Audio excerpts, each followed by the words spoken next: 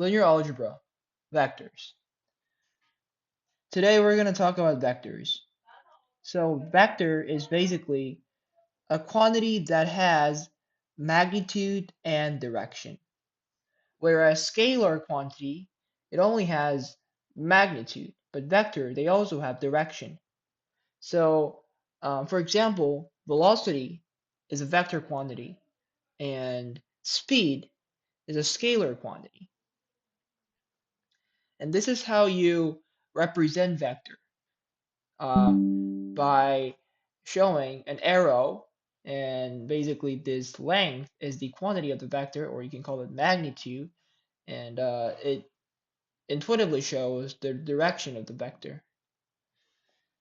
And this is how you write vector, and you can, represent it with the unit vectors with the little heads on it.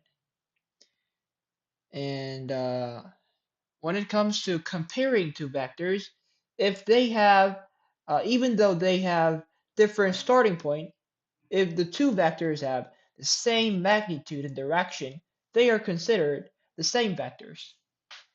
And when it comes to adding two vectors or subtracting one vector from the other, you can literally just compare and operate the operation between the coordinates, as you can see the numbers here, in order to get the new vector. And um, in a geometric manner, it is about the operation of the points. Uh, that means it's about the starting point and the end point. And we're going to talk about inner product. Inner product is an operation for a vector. And the result of the inner product, it is a scalar quantity because it is how inner product is defined. If you multiply the corresponding vector elements and you add them, then you're going to get the inner product of two vectors. So we're going to talk about a theorem that is related to inner product that we just talked about. And I think it shows how we can view the inner product in a geometric way. So basically this diagram over here shows how inner product it can be calculated intuitively. So these are two vectors, and when we try to find the inner product of the two vectors, we just find a vector with the same direction with the other one, and we break it down in order to get the same direction, and we multiply the magnitude of vectors that we got. So in order to do it, we need to use this theorem, and we're going to prove it now. Basically, we're going to start with the definition of vector subtraction. So when it comes to subtracting vector u from vector v, we can think it as drawing an arrow that starts from the endpoint of u, which you subtract, and that comes to, and its endpoint becomes the endpoint of v. So you basically just connect them, and you start with the vector that you subtract, and you end it at the vector that you subtract from, and that's how it works. And let's call that uh, vector v minus vector u, and we get the quantity or magnitude of vector right here. And according to the second cosine law, this length in any triangle, if we know the theta here and know the length up there, we can represent this squared by the magnitude, the square of the magnitudes of v and u, and also minus 2ub. It refers to their magnitude, and cosine theta. This is the second cosine law.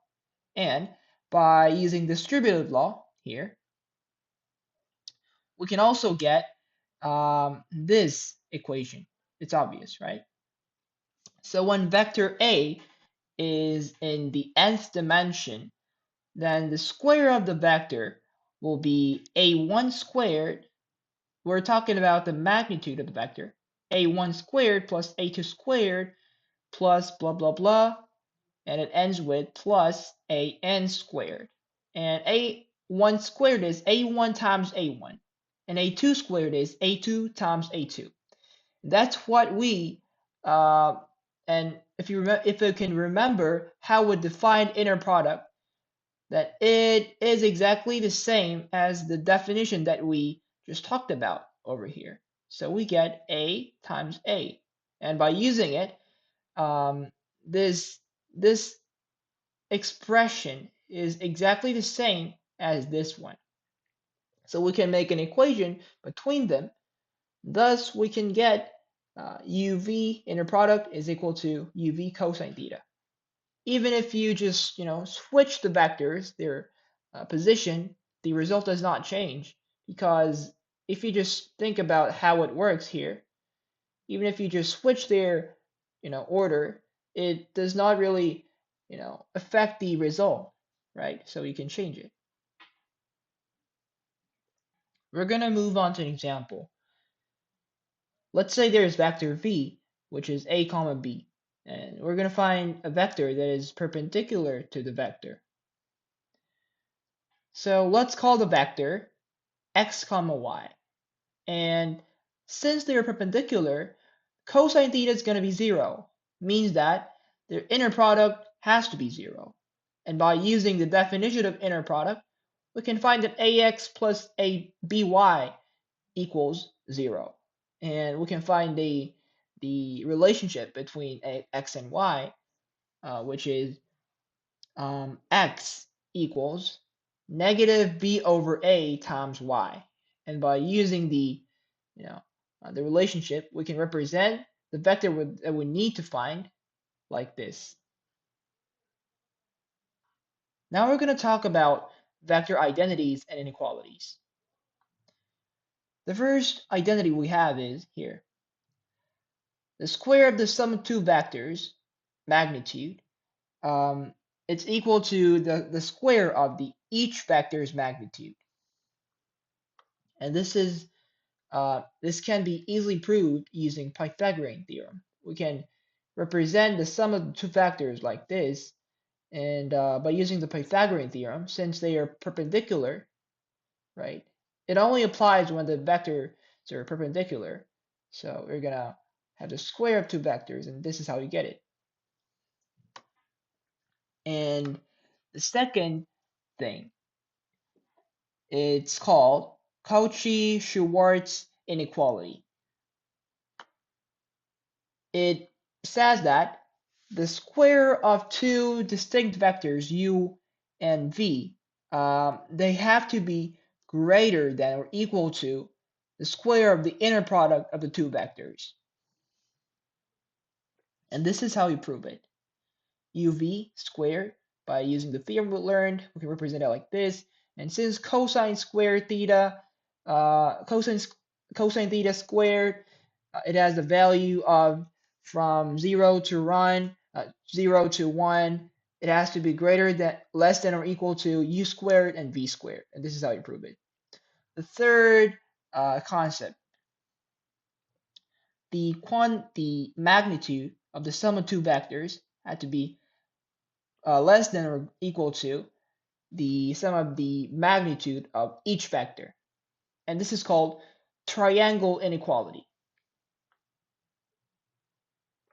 And by expanding this using the concept we just talked about, square equals inner product, and expanding, since we just proved that Cauchy-Schwarz inequality is true, we can assume that it is, we can prove that it is less than or equal to this representation, and it's equal to uv sum squared, right?